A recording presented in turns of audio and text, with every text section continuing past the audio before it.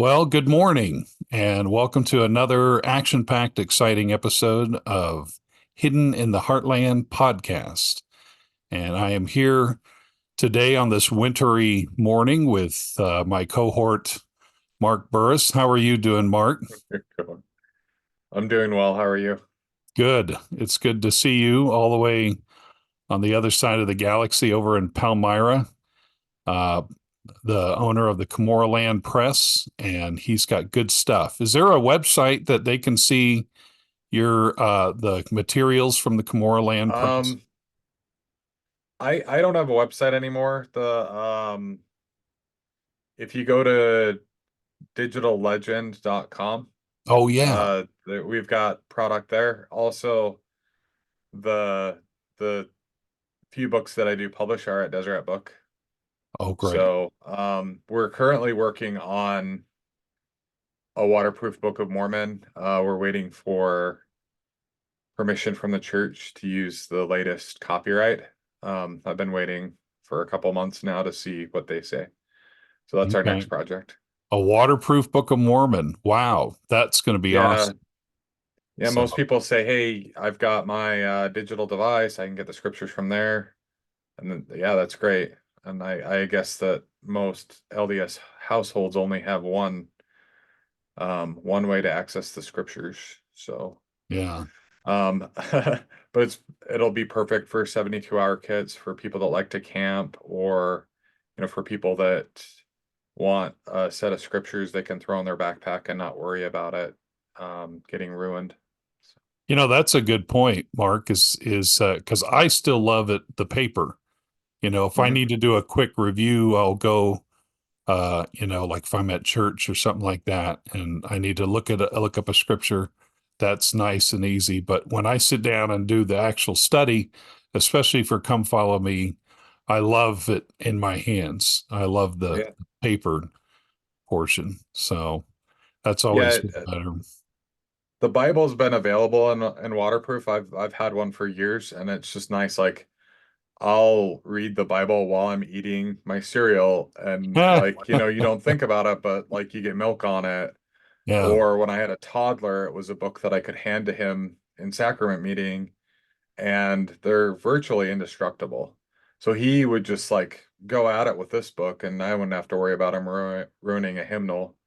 Um, but also, if there ever comes a time where we can't access our electronic devices, if they're not available, it'll be important to have a copy of the scriptures that, you know, can get wet, can withstand the elements. So we don't, hopefully none of that ever happens, but Yeah. it's been a fun project to work on, and hopefully we can get the go ahead and we can start publishing. So, That's great. You can see his other products. You said at Digital Legend. Uh, yep, digitallegend.com. We have the 1830 Book of Mormon, the 1835 hymnal, so the first hymnal of the church. yeah. And then also the 1833 Book of Commandments. What's special about that, a lot of people don't know, but the mob destroyed the press while they were printing it, so it was never finished. We were able to access the printer's manuscript of that book and finally finish it. Wow. Um, That's great. so it was missing about 16 pages that weren't able to be published because literally the mob destroyed the press mid-sentence, Yeah. Fascinating. mid-revelation. So Wow. we were able to finally, and it was a work that needed to be done, and we were able to do that. So That's amazing. Well, that's great. That's a good work you're doing, Mark. So keep up that good work and look for his stuff. And yeah, some of it's in Deseret Book as well. And I'm excited to see the waterproof. So that's and I think it is important to um to have it in hand to not necessarily rely on the electronics because there could be one day where it doesn't work or we don't have the yeah. internet or something like that. That's definitely, Or you know what? I was a missionary in Venezuela, and like the elements would just destroy books. yeah, Like just were just awful. The humidity, the bugs, just book it was not kind. And like if you think about it, and I've had discussions with people before, like Lehi and his family had to go get an indestructible copy of the scriptures. Like that's how important the scriptures were. The Lord was like, go get the brass plates because they're indestructible. Yeah. And to be able to have something like that in modern times where it's like in a 72-hour kit where a lot of people will end up putting that cheap, the blue Book of Mormon in their 72-hour kit. Once a drop of water hits it, it's Yeah. over. It's over. Yeah. And like what is, in those 72-hour kits we put things that are very important that will sustain us, and what do we have to sustain, our spirit, um, if there is an emergency. So, Yeah. yeah. I agree. I agree. Well, thanks, Mark. That's awesome. So be looking for that, and in the coming months. Today we're going to cover something kind of fun. Uh, it's called the Anubis Cave, and I hope I pronounce it right. I've heard several different ways in the material that I've seen, and that's what we're going to talk about is the Anubis Cave. And what is Anubis? That was the first question on my mind when I first heard about the Anubis Cave. I was at a I was watching video from Ancient Artifact Preservation Society, and somebody had mentioned the Anubis Cave, and I thought, what is that? And it was a fascinating cave that has a lot of markings that's out in Oklahoma. So we're going to kind of dive into that. And so what I'm going to do is I'm going to go ahead and bring up our PowerPoint, and we'll just so This I'm going to is this is another example of just a really neat um location I never knew about. And I think a lot of these places are very few people know about them, and they might get lost to time. I don't know. The video that we're going to refer to is kind of an older gentleman. He takes someone out to go look at it. yeah, But it's just really interesting. How many places are there out there that are like this cave that have inscriptions that are just amazing that we just don't know about, yeah, or have been lost to time, that people just don't care about anymore. It's pretty crazy. It's pretty cool. yeah. I think it's this is an interesting cave, and I would love to road trip it. I'm hoping that we get to, but it is out in the middle of nowhere. In fact, I think it's kind of in a three where near a three corners place between Oklahoma, New Mexico, and Colorado. So that's sort of where it is. And I know that they're kind of big on, most people who give the presentations, they're big on not revealing where these sites are because they know that um, people come in to face it. They go and party there, and then they start to carve their names out, and then they totally ruin the content that's there. And so they get a little overprotective about Yeah. the content out there in an effort to find out more about it. What's going on, and so the Anubis Cave is definitely interesting. Now, first off, what is Anubis? And that's sort of what I think we're going to go into is to what Anubis is. And not a newbie, but Anubis. So here's Anubis right here. This is actually a still taken from one of the videos. And all these are going to be stills from videos that you're going to see. And so Anubis is, and I'm going to put my old man glasses on here and read this. Anubis, the Greek rendering of Anpu. How do you pronounce Anpu? Anpu was identified with Hermes, conductor of souls. So we're getting into Egyptian mythology here. It was Anubis who opened for the dead the roads of the other worlds. He is represented as a black jackal with a bushy tail, or as a blackish skinned man with the head of a jackal. So I think we've seen Anubis a few times, maybe in that movie Stargate. Do you remember Stargate? I think somebody Mhm. would wear an Anubis type or a jackal type head, which represented kind of the person that stood in front and kind of guarded the underworld, kind of mythology. And so when you watch Stargate, I think you see that, and I've seen it in some other uh, renditions, movies, things like that.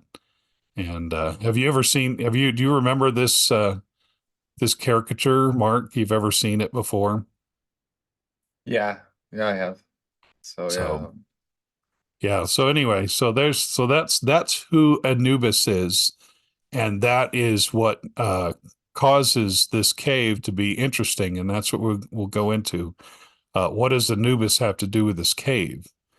Um, so first off, this cave is, like I said earlier, if you watch some of these videos, and I'm gonna refer you guys to a few videos that might be fun for you to watch, and also some things to read, so that you guys can decide for yourself. And what does this have to do with Book of Mormon archaeology? There is a point to it as we get towards the end of this presentation. Um, so Anubis Cave is kind of, like I said, it's on the corner of Oklahoma.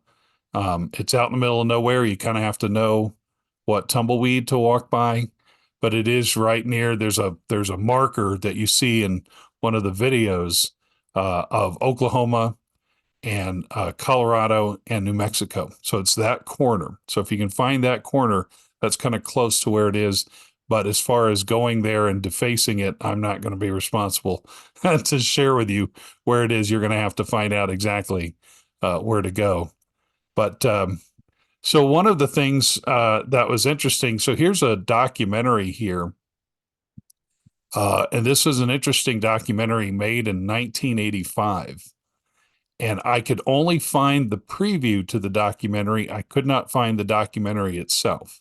And so, if anybody has any access or has ever seen this documentary, it's called History on the Rocks, and it was made in Denver. And as you can see right here, I'm going to show you excerpts from this documentary. I'm not going to play the video. I'm just going to talk you through a few images. But this documentary featured the Anubis Cave, and featured a few people who are well known in the study of ancient American material, which is kind of exciting to, I've read about some of these people for years, and it was fun to actually see them on video for the first time. And I'm sure there's other videos with these people, but to see them on a, talking and explaining it was really kind of a thrill for me. And so on YouTube, you can find this. So if you type in little keywords to History on the Rocks, you can find this little short 3-minute preview. It's actually a pretty informative preview for just being 3 minutes, which is fascinating. And so it's a trailer, obviously. And here's one of the people that were on it. This is Gloria Farley. Now, Gloria Farley is actually fairly well known in the ancient artifact, uh, like in all of the ancient American findings.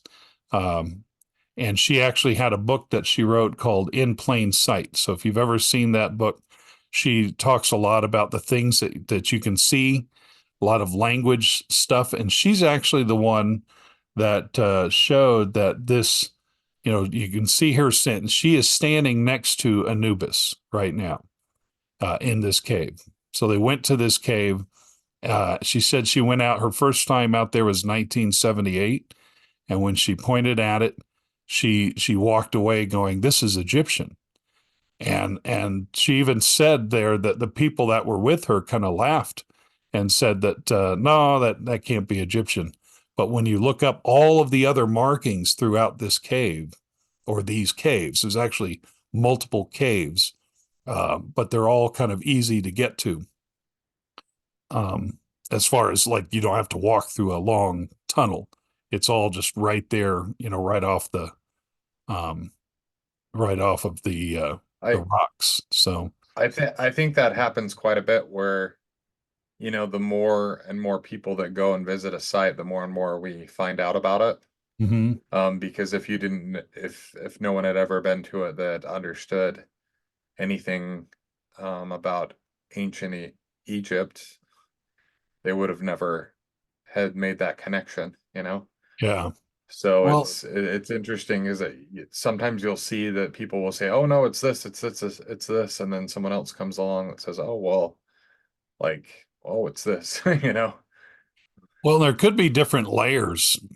One of the Mhm. things that I Yeah. noticed is it looked like there's different layers of history that, Mhm.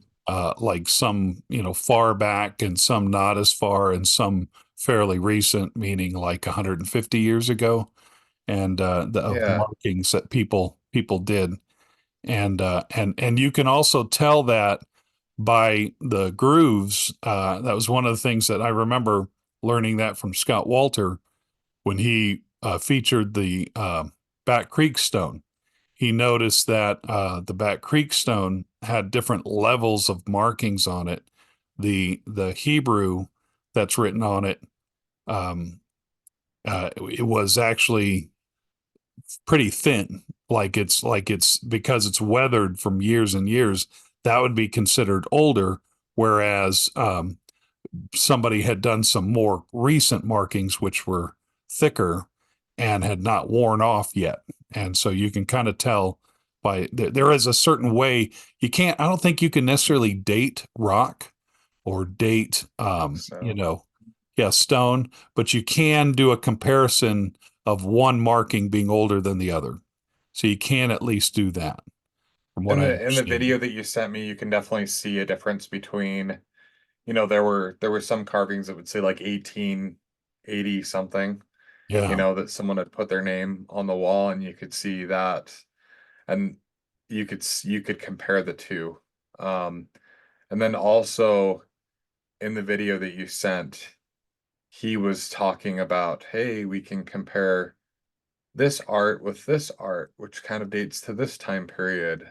He yeah, talks about a depiction of a horse. yeah, So I think that's another way that you can kind of um, yeah. We'll date probably, art is by the time period, or at least by the time that those people left wherever they came from, because they probably would have brought the style of art um, from that time period. yeah, that's right. And Anubis is one of those signs of a year. And so some people put the Anubis art at around 1200 AD, which is not very old. But the one guy who we're going to see here in a minute, he kind of put it at 1200.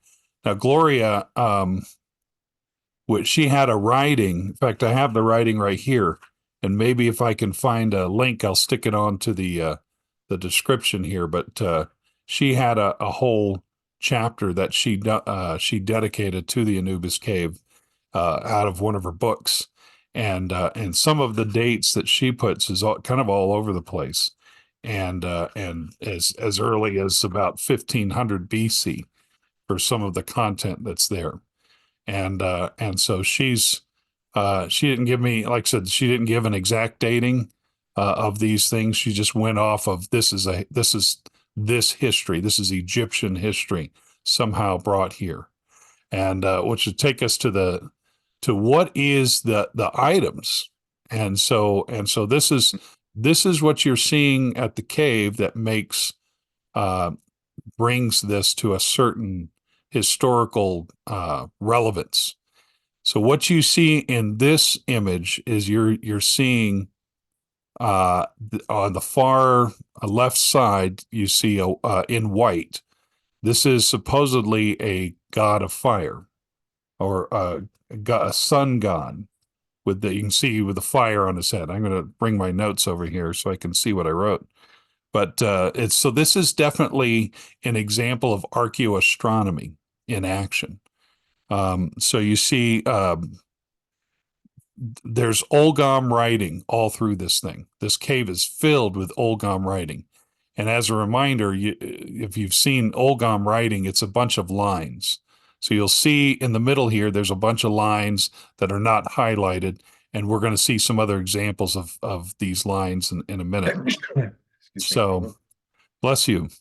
And so archaeoastronomy. So archaeoastronomy means, obviously, as a reminder, it's the use of the sun and the moon and the stars. And in this case, because it's against a rock wall, it at a certain time frame. So what you're seeing here is actually the equinox at sunset. So the video will show Ogam writing, giving instruction as to what you're seeing. So if you knew Ogam, you would know what is being said there. The instructions talking about what to see during the equinox, and so you'll see there's the sun in the middle. You see the sun god, which is kind of covered in shadow, and then you see on the far right that's Anubis, and in green. So the sun god has moved to the underworld. So that's sort of what that means, is when that sun is moving. If you saw this in video, the sun would keep moving to the right, and the sun would cover the sun god past the sun, and then it would go completely dark. The sun would be gone, and Anubis, kind of the the message here is that Anubis kind of rules the night, rules the underworld, and that Anubis allows you to go into the underworld. So it's sort of the message that Gloria kind of came up with, and others have come and talked about, presented. And so this is definitely some Egyptian deities that people have drawn out here on this cave, which is kind of fascinating. So, and then if I can advance here now, here's Barry Fell. Now, Barry Fell is pretty famous for, like Gloria Farley. He's kind of um, a father figure to the ancient writings. Like he really, his book is America BC, and it's like practically a textbook for a lot of people who love to study ancient American content. And so he got on, and I'd never seen him in person. So this was kind of fascinating to see Barry Fell on video. And he brought up a really interesting point.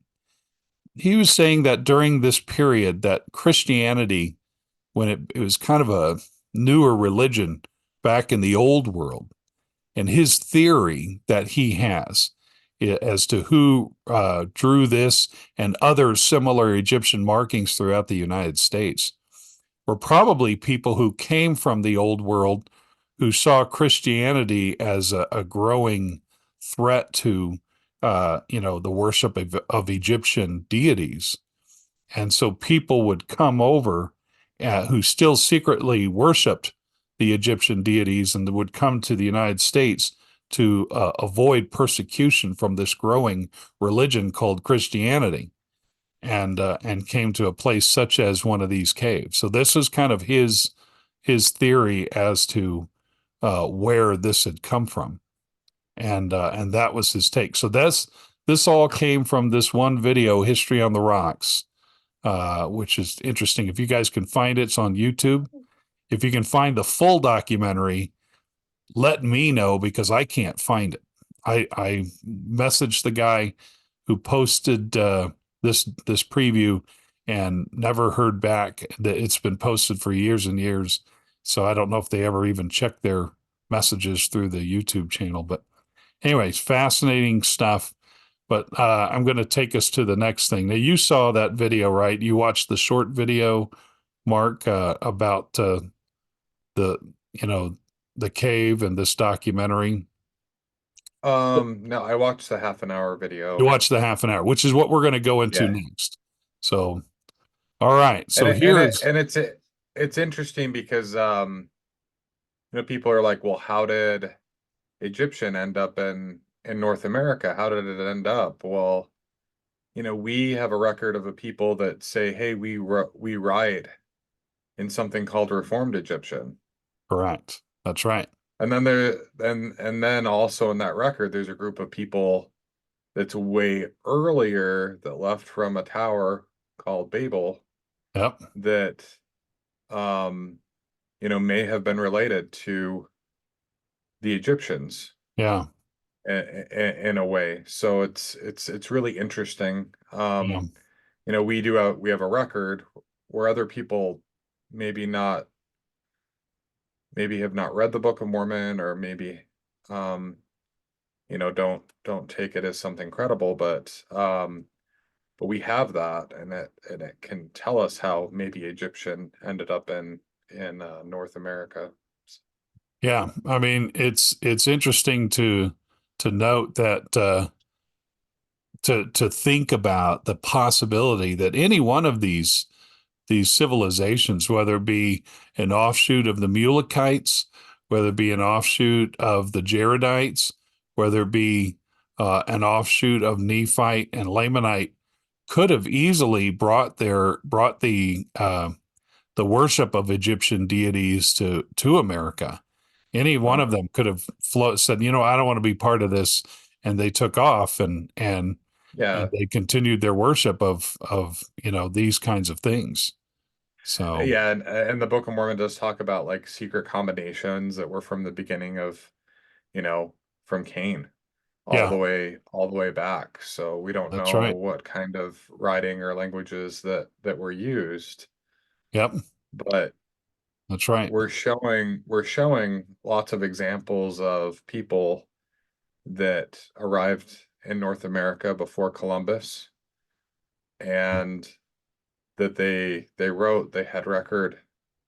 Um, there's a possibility of ties in with the record of the Book of Mormon. Yep, Definitely that's possibilities. right. So here is Dewey Holman. Now here's another video that you guys can look for, and this would actually be kind of fascinating. And Dewey is seemed like a good old boy. Since this video, he has actually since passed away, which is Oh, seems to happen a lot. In fact, the Ancient Artifact Preservation Society uh, conferences, the average age of those speakers are probably about 70, and so it kind of shows you where the interest lies is to the older, and thus then they pass away, and their notes and their things are sometimes lost. So it's important to read from these people who've done a lot of research and study on their own. Um, and Dewey Holman is supposedly this is a YouTube channel, and get the name of this YouTube channel. This is the name of the YouTube channel: Ozark Hippie Camp Hempy. That's that's the name of the YouTube channel. seems So seems pretty legit to me, seems legit, yeah. And Ozark Hippie Camp, and then in quotes it says Hempy. I looking him up, I noticed that he's big into CBD and cannabis and stuff, and so and he kind of sounds like it when you watch the video. But he sounds like a fun guy that you want to hang out on a Friday night with and go to a cave and who knows what's going to Well, happen. So I really like Dewey. yeah, Like, he just seemed like a guy that you'd want to spend an afternoon with. He yeah, he seemed to know an awful lot, and he cared about what he was talking about. yeah. And he cared that other people knew that this existed, or it exists.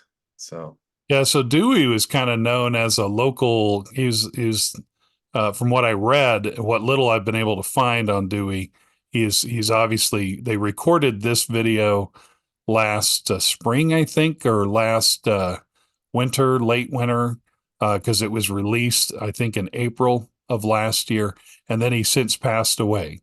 When I read the comments, I heard that he had passed away, and he was supposedly a local like historian type person, probably more an enthusiast. He was connected to some kind of museum there in his hometown in Oklahoma. So, but I haven't been able to get any more information. I hope to find more. So it sounds like he knew quite a bit, and so he was a sort of a local legend. And so he goes and takes the this gentleman on a drive, and they start by going to the marker where you go to Oklahoma and the Oklahoma, New Mexico, and Colorado line, and then he drives from there, and then he goes to the cave. But we don't know obviously how to get there. You probably have to go to to somebody who can trust you, who will give you that information to go. And he claims Dewey puts the date on this at 12. He's the one that put the date at 1200 AD. And so, which is kind of interesting. So I'm going to just go through a few of these images that you can see. So there's Anubis right here. So he's pointing out the shape, and you can see how thin the markings have gotten, and how how faded. But that is obviously one of the older markings. So that's where he comes up with the theory of it being 1200 AD. And then you can see here there's a lot of Olgam. And what's interesting about the Olgam is the Olgam, it seemed like came almost later. And so Olgam, as you know, is a lot of these lines connected to a long line. So you'll see a long line on the top, and you see a bunch of lines on the bottom. Some go up, some go down, and that's how Olgam is written. Some people can read the Olgam. I could not even. I think Barry Fell has gotten good at reading Olgam, and that's how he is able to translate some of these things. And the other thing he was pointing out, in fact, in this picture you see, he's pointing out that there is other writings underneath the Olgam. So it almost looks like Olgam came after some of the other drawings. So it looked like it was sort of an older, in other words, the Olgam was not the oldest part of it, even though the old Olgam script is quite old. And Olgam is the earliest Olgam writing, I think, is around 400 BC, is evidence of the earliest Olgam writing. But anyway, but he's still, Seems like there had to have been a lot of back and forth because yeah, there's lots of different depictions and languages here from yeah. all This sorts of different dates. And I doubt that anybody from the 1800s was like, hey, I know Ogam and I'm gonna write I this, start writing it. like Yeah, yeah. It's definitely, and that's the thing about this cave. And he went all through it in this video, and it is all over the place. There is tons of yeah. material, and it is not one or the other. It is definitely a I mix. I So wonder, like, it seems like it's out in the middle of nowhere. it is. So like how did I mean maybe a civilization lived out there near there, but right Well, now it's out in the middle of nowhere, but it seems like at different times different people were there, with the 1830s, we have all these different time periods, all these different languages and yeah. art. Just it's pretty cool. Well, and I think a lot of it is a lot of it is probably ceremonial. In fact, they comment that on here. They comment that this is probably ceremonial because there is a certain archaeoastronomy to it where the sun has to hit it, and they marked it up to where the sun is during the equinox. And so there is probably something ceremonial. So they have to have known the sun, moon, and the stars, and they have to have known this Egyptian deity uh, material, and thus it was probably ceremonial. That's why it was probably out in the middle of nowhere. Who knows? This was probably never ever populated with people. It was probably a place where people went to, to have But some it kind of, like even it even attracted people later on. yeah. Like Oh yeah, even like it's out in the middle of nowhere and there's still they're like still people in the coming. 1800s that are still like they're still going there. So Yeah, weird. yeah, that's very true. And here's an example of all those markings. You see a bunch of dots. You see a bunch of, like, there's a nice little drawing here of a horse down below, and I'm gonna go into the horse here in just a minute. One of these dots looks like an airplane almost, or even a cross. So it's really fascinating. So this is just a mishmash of things that you've seen. You'll see some X's or some stars, like little T-shaped, that aren't necessarily a cross, because it's, cross usually has a longer, one's longer than the other's shorter, but they're just a plain X type thing that's tilted on its side. And some people uh, translate that into being stars. Um, and then here's the horses. So here's, right next to each other were two horse inscriptions that he showed, and he showed how one horse description, the one on the right, where so you see the name Ramon on top of it. Somebody wrote Ramon, so Ramon was there, obviously. And but underneath it is a horse that's more like an ancient horse, meaning like Sumerian, or a possible Egyptian horse, in the way where when you see the head of the horse comes out into like a little V shaped, and that supposedly is a sign of an older style horse inscription, whereas the horse in the middle where his fingers are is more a Native American style horse art, with the ribs on it, where you see the ribs and you see a person, like a little triangle, person on top with a little head. That's almost a Native American type. So you're seeing two different types of horse art right next to each other, which is kind of fascinating. But anyway, so there's that Well, one. that one was that other one was done by Ramon. That's true. Ramon probably did it, and he was half drunk, and Even he was, though it's older, yeah, Ramon is a very old name. So good old Ramon. That's right. And this is a marking. There was about two or three of these throughout the cave that he showcased, and this was a supposedly a ship. That when you look back, and sometimes a lot of these markings are faded, but here's a ship right here. Here's a depiction of some kind of water crossing of some type. Um, but he didn't have really an answer as to who or why, but just that there were several of these, and that it was a depiction of a ship that you see there. Going forward, this is another animal. I can't remember if this was a cattle, some kind of cow or something, where you can see the legs, and you see the ribs, and then you can see a head. You can see a little bit of a head, and this is another very faded animal uh, marking on the side of the hill, which is interesting. Um, so there were several of those that were around as well. Now this is the one that's fascinating, fascinating to me. And this is the one that kind of made me want to go see this cave in the first place, was these crosses.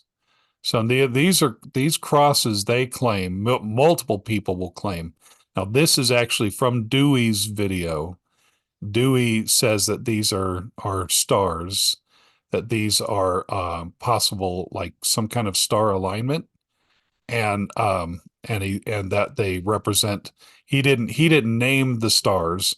He just knew that they were something, and that they were some constellation of some type, but he couldn't really tell what it really represented. But a lot of times when you see that little cross, that's usually a star or a planet or something in the sky. And so that's Didn't he going to take, say that one of the constellations they took like a wax mold of it and yeah, compared it with the constellation map and it lined up? So yeah, that's what, and that's what I'm gonna show you next, as to what I found, and that which is kind of interesting. So we'll go to the next thing. Okay, so this is another video, and I didn't get a picture of the person, but a woman named Crystal Trickle. Say that 10 times real fast. So, Crystal Trickle, sweet lady. She sounded really fun and exciting. She spoke at the ancient artifact. So this picture you're seeing is Anubis Cave content, but it was a presentation she gave at the Ancient Artifact Preservation Society, and it's part of what sparked me in the first place to want to talk about the Anubis Cave, because she was bringing a bunch of examples, ancient American examples, and um, crystals from Kansas, and so she lived kind of near this cave, um, in the Kansas area, and she shows a lot of the Olgam writing. You can see again another big wall full of Olgam writing all through there, and a lot of carvings. But here who is, who started writing in Olgam? Do we know? that might be an episode to talk about Olgam. We'll have to do a little research. I'll get my team on it. Just kidding. Which means I'll have to read Barry Fell's book and Gloria Farley's book, and I have a lot of books to read to get Olgam writing background. But supposedly some of the oldest Olgam, like I said, is about, I think I said 400 BC. I really meant 100 BC. That Olgam was supposedly, and it's translatable, so you're able to read it and you're able to know what is being said, and that's So part of why. it's What's Irish. That's interesting. It says it's an early medieval Irish language. Yeah, and So and it's that's it's part of why they know how to translate what Anubis was doing, how to tell when to show up for this archaeoastronomy mm, event of every equinox. You know, this is the sun god, here's the sun, here's Anubis, and here's the underworld coming in. It actually kind of goes into that on the Olgam writing. So it's almost like it gives instructions on it, which is kind of fascinating. So, but yeah, just what did interesting. you, It's Irish and Egyptian, and there's just several cultures, and there's a mix there. It's yeah, interesting. yeah, it is a real mix, and it's really fascinating. You can see where, that starts with a line, and then there's lines going up and there's lines underneath it. And it's a real interesting mix. And it might be good to talk about the Olgam writing sometime more in the future as we learn more about it.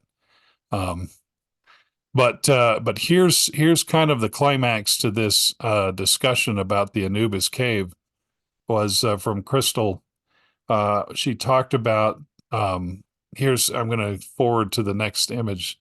So this is the star chart, that same star chart that I showed you. This is from her video.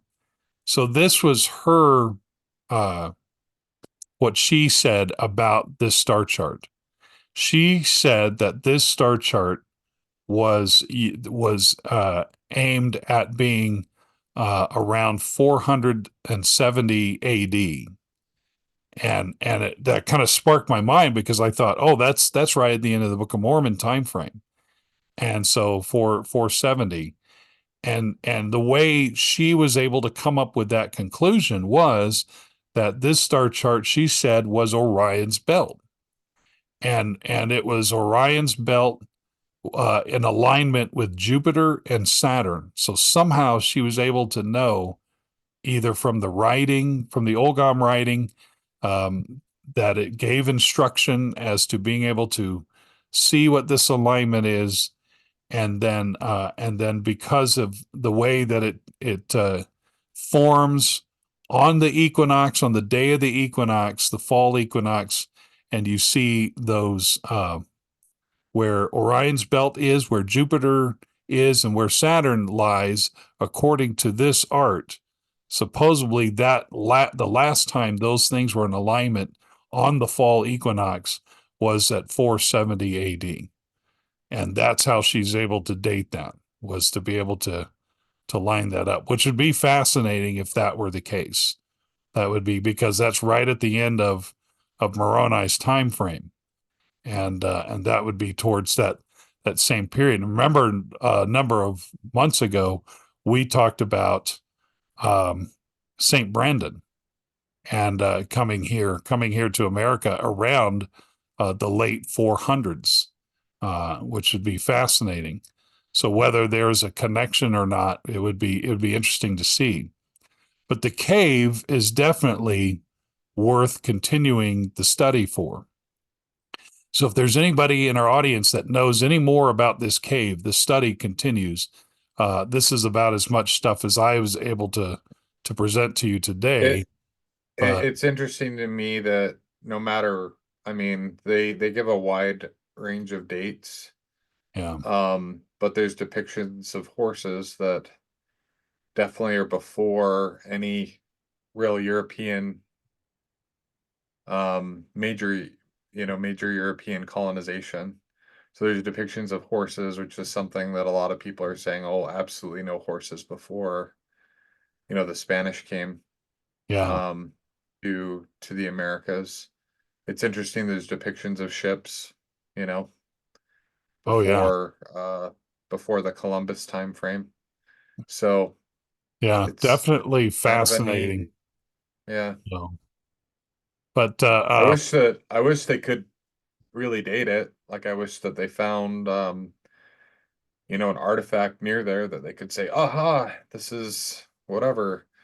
But yeah, yeah, no, with I'm stone, with you on that. it's all about wear and um how much it's been worn down, and who knows what kind of weather they've had out there, how much it wears, or so Yeah, wearing down and the art depiction and who knew what to write, and there's definitely more on the Anubis Cave that we hope to present when we can find more of the content. That's part of why we're putting a call out to our audience. If you have any more information on the Anubis Cave and anything related, that would be really fascinating. I hope we can take a road trip out there sometime this year. That would be one of our journeys that I think we would take. I know Scott Wolter went out there for America Unearthed, and so we'll probably have to review that video as well. And several other shows have been done out there at that cave, but it's obviously at the Ancient Artifact Preservation Society, they remind everybody that they're not going to just reveal where it is so that people can just go and party over there and deface it and do things to it. So it's yeah. kind of a secret to get there. But anyway, well, It there's our show today. We just wanted to kind of showcase with you a little bit about the Anubis Cave, and hopefully you found some interest in it, and hopefully it'll spark you. I do believe there is a connection somehow with Book of Mormon time frame. Be fascinating to find out who what we know, and but anyway, we'll just continue with our study, and we'll see you again next week with more fun content. Thank you for joining us here on Hidden in the Heartland. Remember to subscribe and to share and to like and comment like crazy. That will help us to continue to bring more research to you. So thank you for joining with us, and we'll see you and again next week.